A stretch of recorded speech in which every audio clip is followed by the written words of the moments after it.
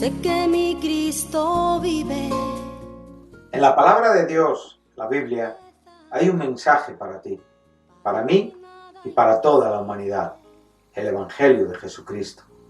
Certeza es la razón, la existencia. Certeza es el alfa y omega. Un mensaje para ti. Todas las semanas, en este canal de radiodifusión cristiana, Luz a las Naciones, un estudio expositivo de la palabra de Dios, edificando sobre el verdadero fundamento de los apóstoles y profetas, siendo la principal piedra del ángulo Jesucristo mismo. Que ni lo alto ni profundo. Síguenos en directo o en cualquiera de nuestros canales y recuerda que Dios tiene un mensaje para ti. Que Dios os bendiga y edifique a través de su palabra. Amor de Dios, certeza, yo sé que mi Cristo vive. Certeza, para Él no hay nada imposible. Certeza, es la razón, la existencia. Certeza, es el alfa y omega, amor de Dios. Es un placer saludar de nuevo a nuestros queridos oyentes de Radio Luz a las Naciones. Aprovecho también para saludar al equipo de Radio Luz a las Naciones, emplazado en Cartagena y desde donde trabajan fielmente, desde donde trabajan en una manera intensa y constante para poder producir y mantener diariamente la bendición de Dios, que es para muchos de nosotros esta radio que durante 24 horas está emitiendo acerca de la palabra de Dios. Bueno, estamos compartiendo de nuevo en esta emisión, en este programa titulado Un mensaje para ti, en el cual estamos estudiando en una manera sistemática, expositiva, llevando a cabo una exegesis, una comprensión gramatical de las frases y de las palabras, tratando de extraer en una manera profunda y a la vez fiel la intención, sola intención del autor, del Espíritu Santo, y tratando a la vez también de edificar nuestros corazones con las verdades que aquí se nos están presentando en una epístola de tanta riqueza espiritual y una epístola posiblemente muy necesaria en la Iglesia, bueno, siempre necesaria porque fue escrita con este propósito, pero evidentemente en los tiempos donde estamos viviendo posiblemente muy necesaria y a la vez muy beneficiosa en su contenido, en sus advertencias y en las propias conclusiones y aplicaciones para los beneficios espirituales de nuestras vidas. Una epístola que fue escrita en el año 55 después de Cristo, en el tercer viaje misionero del apóstol. La escribió desde Éfeso y esta iglesia la estableció, la fundó en su segundo viaje misionero. Sabemos que es una iglesia que se encuentra sumida en dificultades, en problemas, una iglesia muy necesitada de ser corregida en muchos aspectos doctrinales, de comportamiento ético cristiano, de conductas espirituales, de buen trato a la palabra, de buena administración de la gracia y a la vez una iglesia que como vemos en la introducción que estamos estudiando, estaba confirmada por una gracia y grandemente bendecida. Por lo tanto, trataremos de hacer un equilibrio entre la tensión, entre lo que esta iglesia era, entre lo que estos creyentes eran en Cristo Jesús y todas aquellas cosas que realmente estaban por arreglar, solucionar, ordenar, corregir porque eran deficientes. Por lo tanto, esa tensión que existe y que no solamente la podemos ver en la iglesia de Corinto, sino la podemos ver en nuestros entornos habituales de vida, donde las personas que nos rodean, nuestros hermanos en Cristo Jesús, sujetos en muchos casos todavía a ciertas conductas que pertenecen a la naturaleza de la carne, pues pueden generar ese tipo de tensiones entre lo que es erróneo y entre lo que somos en Cristo Jesús, y esto únicamente solo puede ser equilibrado y aliviado por el Espíritu Santo por medio de un exhaustivo, fiel y disciplinado estudio bíblico. Vamos a introducirnos los versículos que estaremos estudiando hoy son los con los que concluye la introducción que en la división que en la Reina Valera, que es la Biblia que yo estoy leyendo en estos momentos, tenemos una salutación que viene desde el verso 1 hasta el verso 9 del capítulo 1, por supuesto. Y a la vez aquí tenemos dos subdivisiones que una tiene que ver con el título de salutación y otra con la acción de gracias del apóstol por los dones espirituales. La salutación la encontramos entre el versículo 1 al 3 y esta segunda división entre los versículos 4. Bueno, vamos a comenzar en el versículo 4 para no introducirnos en una forma brusca para aquellos que igual hoy por primera vez están siguiendo nuestro programa, y para aquellos que lo han venido siguiendo, pues trataremos de concluir con los versículos 8 y 9 para ya en las próximas semanas, Dios mediante, podamos ya hablar un poco de lo que es la razón por la cual Pablo escribe esta epístola, y ya para introducirnos al cuerpo epistolar de ella.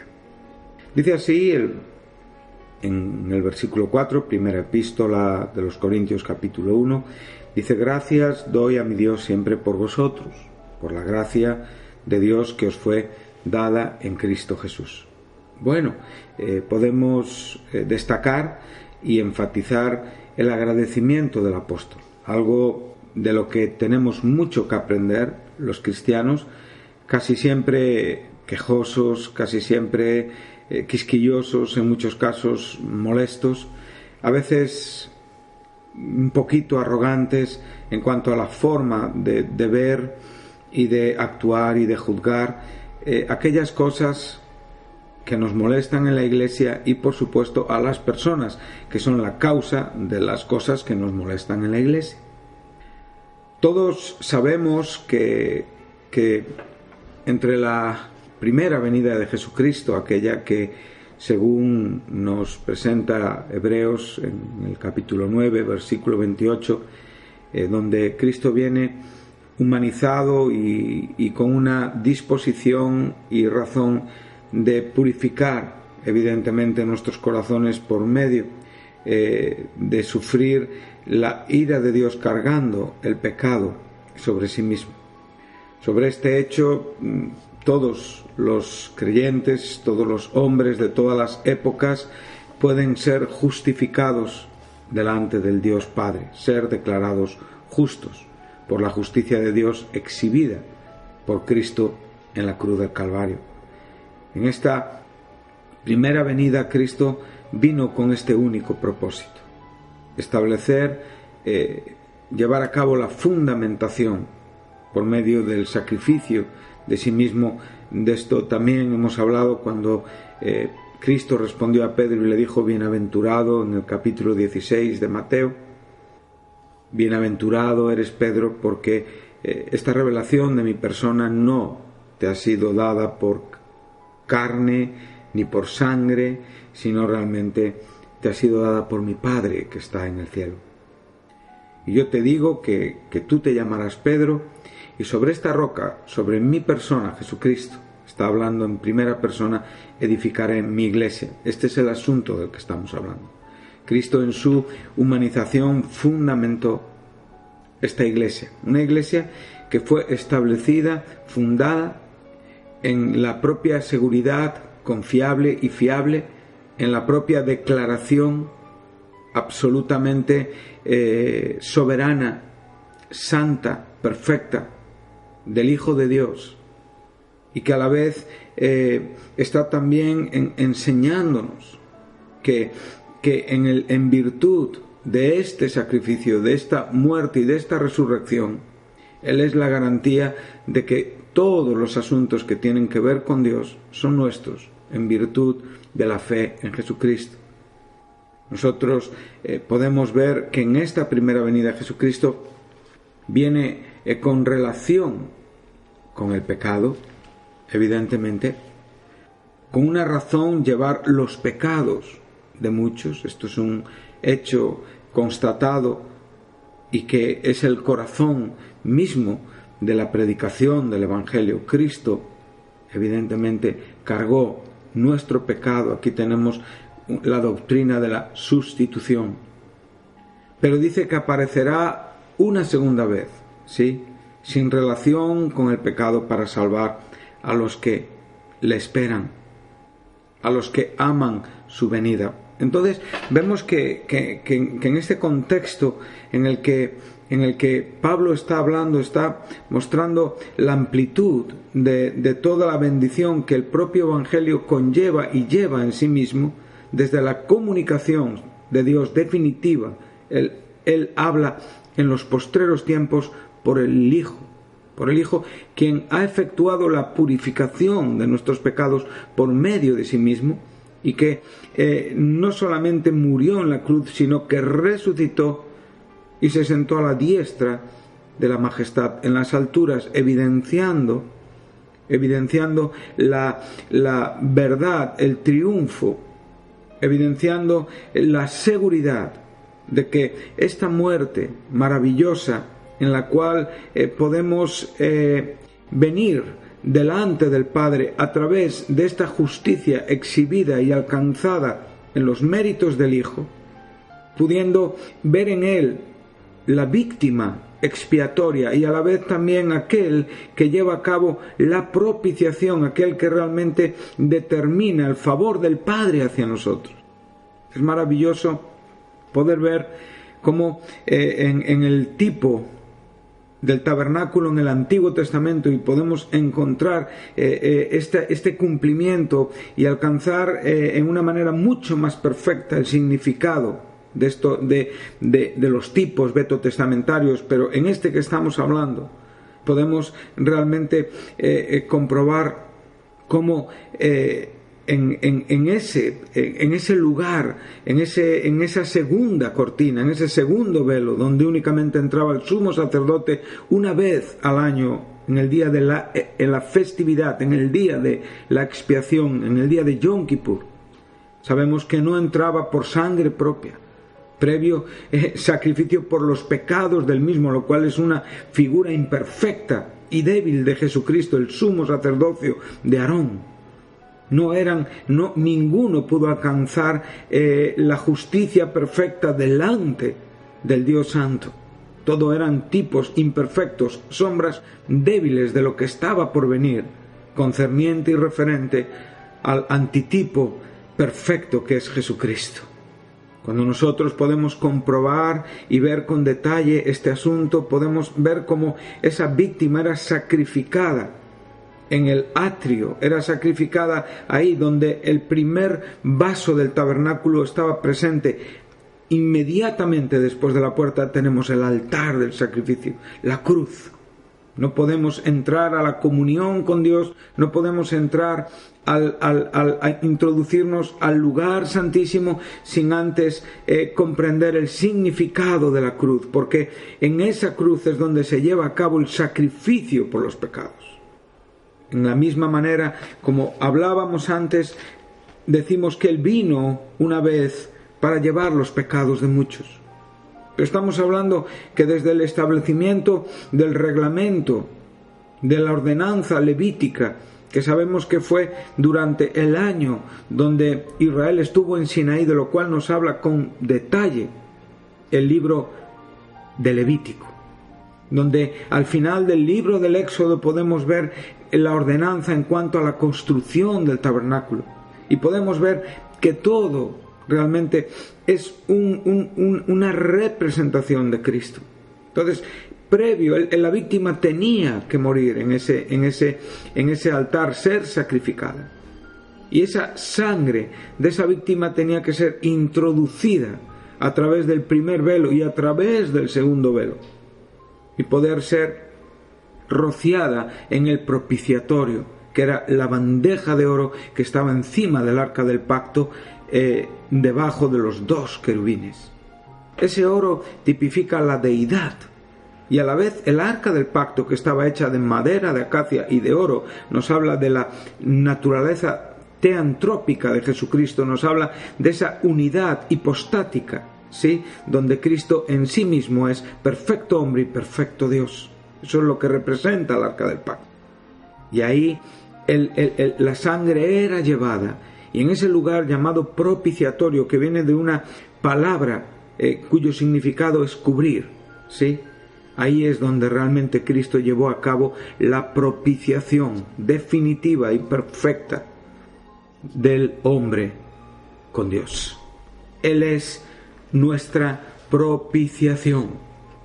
Qué maravillosa verdad la que nos presenta el apóstol Juan, cuando podemos leerlo en el verso 10, primera epístola de Juan, capítulo 4. En esto consiste el amor, no en que nosotros hayamos amado a Dios, sino en que Él nos amó a nosotros y envió a su Hijo en propiciación por nuestros pecados. O sea, aquí podemos ver estos 2 términos: expiación, que es el sacrificio, es lo que la víctima llevaba a cabo en su inocencia, era aquel animal que derramaba su sangre, y que realmente, en virtud de su muerte y del derramamiento de su sangre, favorecía la propiciación delante del Dios Santo.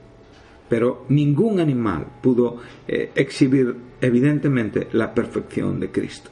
En la misma manera, ningún sacerdote pudo exhibir la perfección de Cristo. Por lo tanto, en Cristo podemos ver el perfecto sumo sacerdote, no del orden de Aarón, sino del orden de Melquisedec. Y también en Cristo podemos ver el perfecto sacrificio. Él es el Cordero de Dios que quita el pecado del mundo. Por lo tanto, cuando estamos hablando de este asunto, cuando estamos reflexionando sobre esta verdad, entonces todo lo que conlleva el pensamiento acerca del Evangelio, de esa comunicación definitiva de Dios, de este testimonio de Cristo del que Pablo nos está hablando, en el cual nos asienta firmes en la fe. La palabra fe viene de una raíz hebrea que nos habla de aquello que es confiable, de aquello que realmente es seguro. Lo veremos en el verso 9. Fiel es Dios, seguro, confiable. La fe descansa sobre este argumento.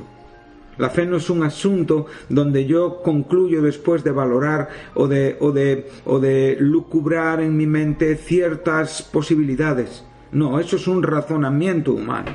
Las conclusiones humanas no obedecen a la fe. La fe es una obra de la gracia de Dios que absolutamente invade nuestro pensamiento para determinar la fidelidad, la seguridad de quién realmente es Dios en cuanto a los argumentos que nos presenta tocantes y relacionados con nuestra vida o con la Iglesia o con todos los asuntos que tienen que venir y suceder en este mundo. Él es fiel desde la creación, desde el diseño, desde la elaboración, desde la manifestación, desde el propio desarrollo, y únicamente obra y opera para el bien y la gloria de Él mismo. Y esa gloria que Él recibe a sí mismo por medio de su obra es evidentemente la bendición que nosotros recibimos cuando por fe podemos comprender todos estos asuntos y todos estos argumentos.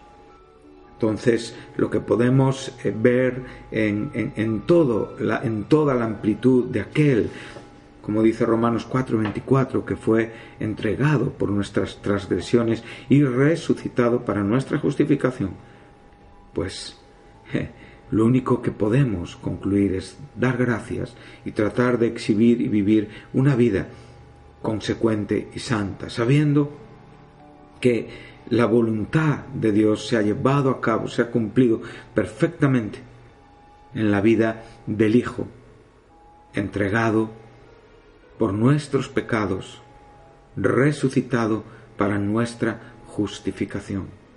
Por lo tanto, y como un asunto muy curioso, recuerde siempre que el altar del sacrificio y el propiciatorio en su punto más alto tenían exactamente la misma medida.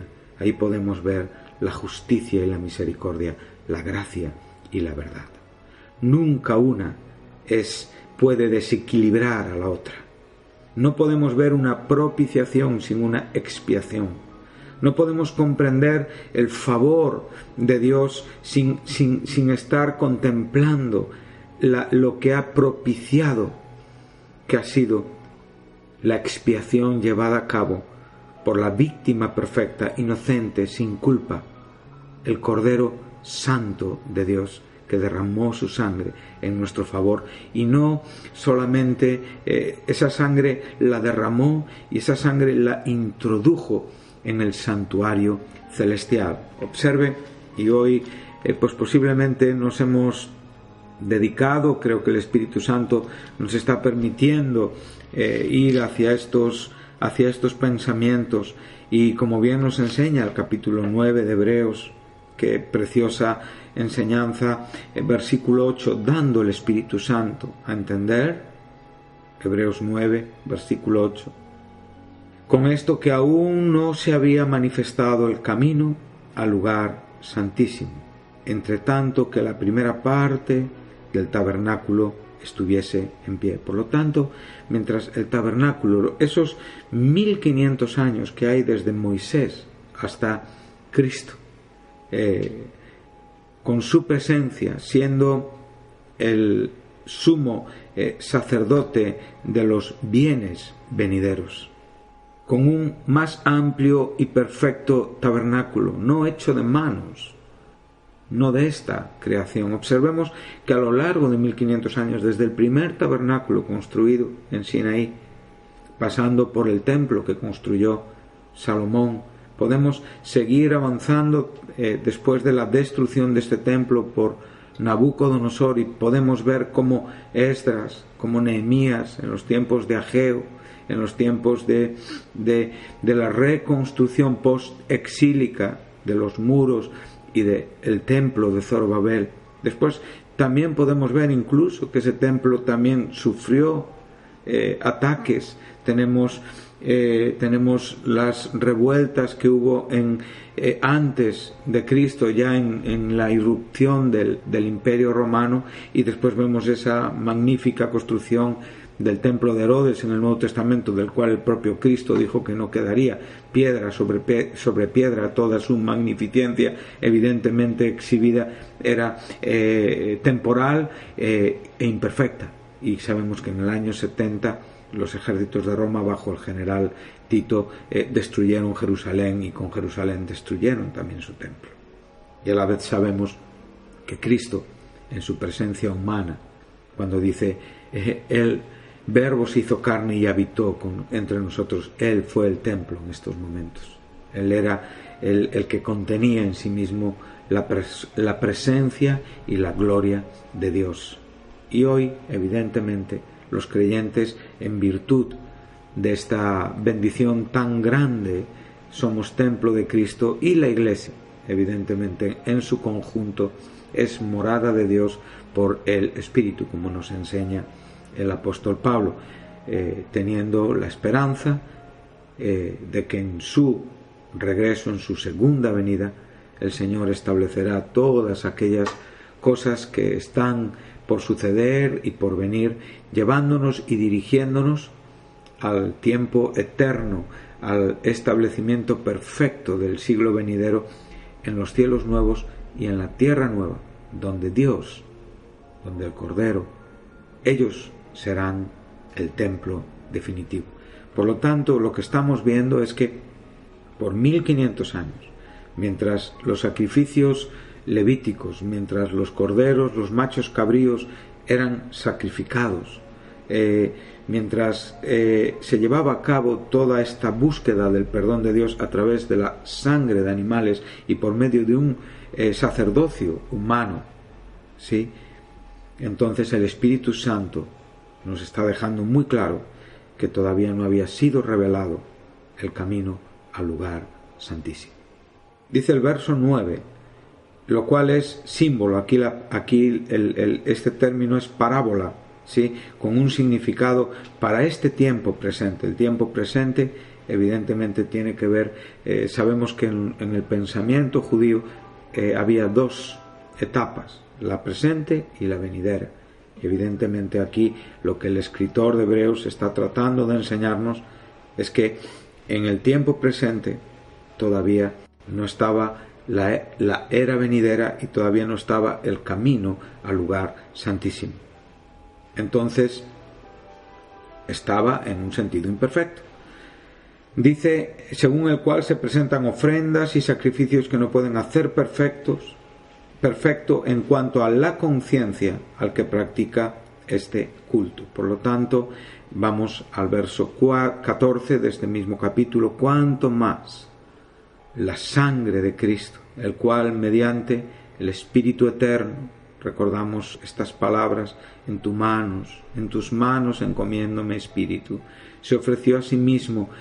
Vemos la voluntad, vemos la obediencia, vemos la condición inmaculada, sin mancha a Dios. Limpiará vuestras conciencias de obras muertas para que sirváis al Dios vivo. O sea, nos posicionará definitivamente y en una manera perfecta por medio de este sacrificio, limpios, declarados justos delante del Dios Padre, y a la vez con la vida de Cristo en nosotros para poder servir y vivir limpia y espiritualmente. Por lo tanto, observemos qué gran gracia tenemos aquí ante nosotros, por la cual el apóstol está dando gracias por la gracia de Dios que os fue dada en Cristo Jesús, porque fuimos enriquecidos en todas las cosas, porque fuimos llenados con la misma presencia de Dios, porque fuimos bautizados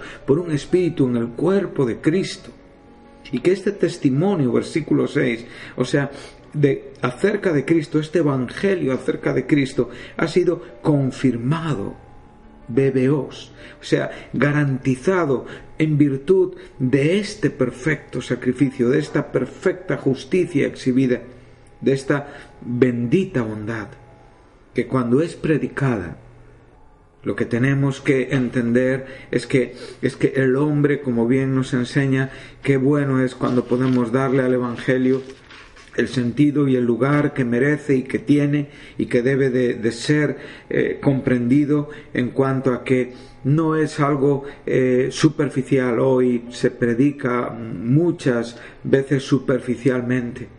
Hoy se predica del pecado, que es un término ya en el cual ya todos estamos muy acostumbrados, pero por favor, claramente dice el verso 19, y no tenemos tiempo hoy, para que todo lo que la ley dice, lo dice a aquellos que están bajo la condena de la ley, para que toda boca se cierre y que todo el mundo quede bajo el juicio de Dios. Este es el hombre sin Cristo, ya que por las obras de la ley, por ninguna forma, método, intención humana, ningún hombre va a ser justificado, porque únicamente por medio del conocimiento de esta ley podemos comprender cuál es nuestra condición.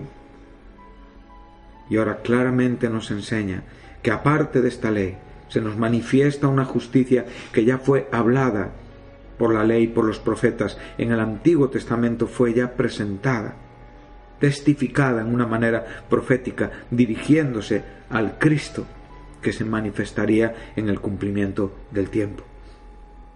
Esa justicia de Dios por medio de la fe en Jesucristo para todos los que creen en Él, porque no hay diferencia, porque todos hemos pecado y todos estamos destituidos de la gloria de Dios. siendo justificados gratuitamente por su gracia mediante la redención que es en Cristo Jesús, a quien Dios puso como propiciación por medio de la fe en su sangre, para manifestar su justicia a causa de haber pasado por alto en su paciencia los pecados pasados, con la mira de manifestar en este tiempo su justicia, a fin de que Él sea el justo y el que justifica al que es de la fe en Cristo Jesús. Por lo tanto, este Evangelio confirmado, esta gracia exhibida, manifestada en Cristo Jesús, esta justicia, lo único que nos enseña es que el hombre no tiene méritos, es que el hombre realmente no puede abrir la boca de Dios, no hay ninguna razón por la que nosotros podamos decir, nosotros hemos obtenido, hemos conseguido, por medio de nosotros se llevó a cabo. No, toda boca está bloqueada, está cerrada bajo el juicio de Dios. Y si podemos ser libres de esa condena segura, es únicamente por esta gracia bendita de Jesucristo.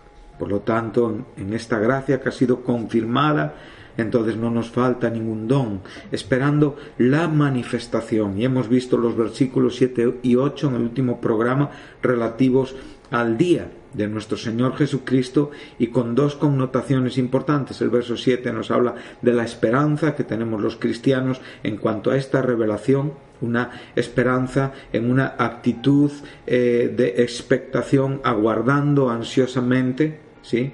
Recordamos esta expresión griega que significa esto, aguardando ansiosamente la manifestación de nuestro Señor, sabiendo que en su manifestación nosotros, aquellos que estamos libres de culpa, vamos a ser revelados también con Él, declarados, manifestados al mundo, y sabiendo que sobre nosotros no pesa una condena, sino lo único que albergamos en nuestra alma es la esperanza de poder entrar y vivir en la eternidad, en el cual dice, nos confirmará, otra vez tenemos el mismo término, hasta el fin, para que seamos anéncletos. Esto lo hemos expresado hace un momento, esta justicia que únicamente reposa sobre el mérito de Jesucristo en el día de nuestro Señor Jesucristo. Recuerde, esta expresión lleva una connotación judicial, porque también nos está hablando de que en ese día nosotros seremos declarados justos. Y aquí podemos ver algunas expresiones del Nuevo Testamento en cuanto a este día, el día del Señor grande y glorioso, Hechos 2:20, el día de Cristo, Filipenses 1:10, Filipenses 2:16, el día de Jesucristo, Filipenses 1:6, el día de nuestro Señor Jesucristo, 1 Corintios 1:8, el día del Señor, 1 Corintios 5:5, el día del Señor Jesús, 2 Corintios 1:14, el día del juicio, Mateo 10:15, 11:22, 24, 12:36, 1 Juan 4:17, el día de la redención, Efesios 4:30, el juicio del gran día, Judas 6, el día final, Juan 6:40, 11:24 y 12:48 del mismo Evangelio. Aquel día, Mateo 7:22, 2 Timoteo 4:8, y el día, 1 Corintios 3:13 y Hebreos 10:25. Por lo tanto, esta palabra día tiene su relación y tiene su paralelismo y tiene su base en los profetas del Antiguo Testamento, que siempre también bajo la inspiración escribieron sobre el día del Señor.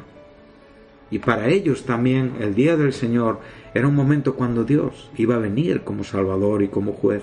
Lo podemos ver incluso en los juicios emitidos por Ezequiel acerca de la destrucción de Egipto por los babilonios. Cercano está el día, sí, cercano está el día de Yahvé, día de nubarrones, el tiempo de las naciones será. Y vendrá la espada sobre Egipto y habrá angustia en Etiopía. Y podemos ver claramente que a la vez también están prediciendo y profetizando el juicio universal, también donde se utiliza y se incluye descripciones acerca de la segunda venida de Jesucristo. El propio Joel, al día grande y espantoso de Jehová, en el cual el sol se convertirá en tinieblas y la luna en sangre. Por lo tanto, lo que podemos comprender tanto en el Antiguo Testamento como en el Nuevo Testamento es que este es un evento que está por venir y que está relacionado con el regreso de Jesús y que será una sola vez. Vino una vez para llevar los pecados de muchos y vendrá una segunda vez sin relación con el pecado para salvar a los que le esperan. Por lo tanto, podemos ver todo el contenido y la esperanza que hay en estas bendiciones. Nada nos falta mientras aguardamos ansiosamente la revelación, la manifestación, y sabemos que ahí, en ese tiempo, también nos confirmará y seremos irreprensibles en el día de nuestro Señor Jesucristo. Les animo a que tomen estas notas y ya por sus propios medios puedan estudiar estas maravillosas verdades tocantes a este día del Señor Jesucristo. Me gusta mucho cuando Pablo dice, por lo demás me está reservada la corona de justicia, la cual me dará el Señor juez justo en aquel día. Está hablando de este día, y no solo a mí, sino también a todos los que han demostrado amar su padecimiento. Esto es la Biblia textual. El propio Jesús dice, porque esta es la voluntad de mi Padre, que todo el que ve al Hijo y cree en Él tenga vida eterna, y yo lo resucitaré en el día postrero. Aquí estamos hablando del día final, capítulo 6 de Juan, versículo 40. También podemos ver como el propio Juan nos enseña, en esto ha llegado a la perfección el amor entre nosotros para que tengamos confianza en el día del juicio, que como Él es, así somos nosotros en el mundo. Podemos ver la relación entre lo que es su primera venida, su segunda venida y su obra en la cruz, y lo que hoy, la tensión entre lo que soy, pero todavía no soy, que no tenemos tiempo en el programa de hoy para poder explicar. Bueno, también, como hemos dicho, todos estos textos tienen que ver con el día del Señor Jesucristo. El propio Pedro en su predicación dijo: el sol se convertirá en tinieblas y la luna en sangre antes de que venga el día grande y glorioso del Señor, citando la profecía, como hemos dicho antes, de Joel capítulo 2 a partir del versículo 28 al 31.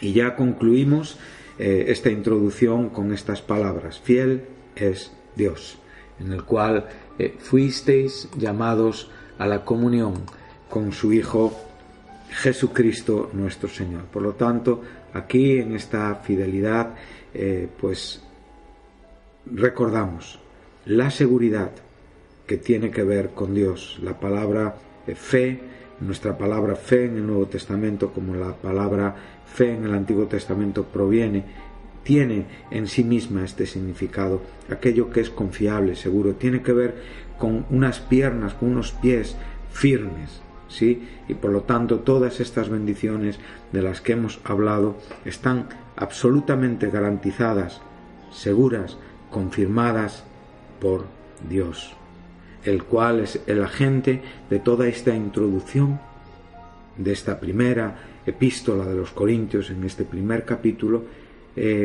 asentándonos sobre la gracia de Dios recibida en Cristo y evidentemente el trabajo y el ministerio del Espíritu Santo, mostrándonos el significado de todas estas cosas.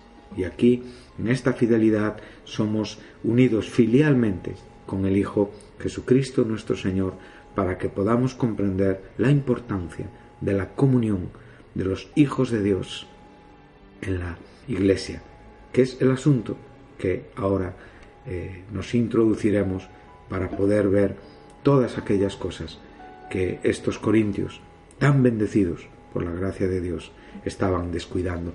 Que Dios les bendiga y que tengan una buena semana. Muchas gracias.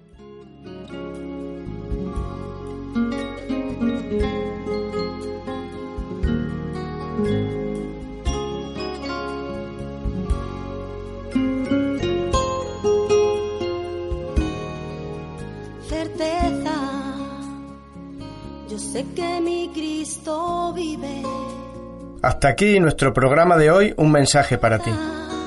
Si te gustó, si estás interesado en conocer más a Dios y saber más de su palabra, llámanos. 968-117-107 es el teléfono de Radio Luz a las Naciones. Si no tienes una Biblia y quieres conseguir una, te enviaremos sin compromiso un ejemplar de la misma.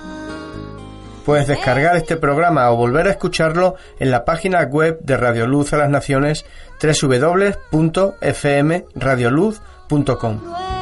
Recuerda. Cristo está cerca. Todos los sábados hay un mensaje para ti. No te lo pierdas. Que ni lo alto ni profundo, ni la muerte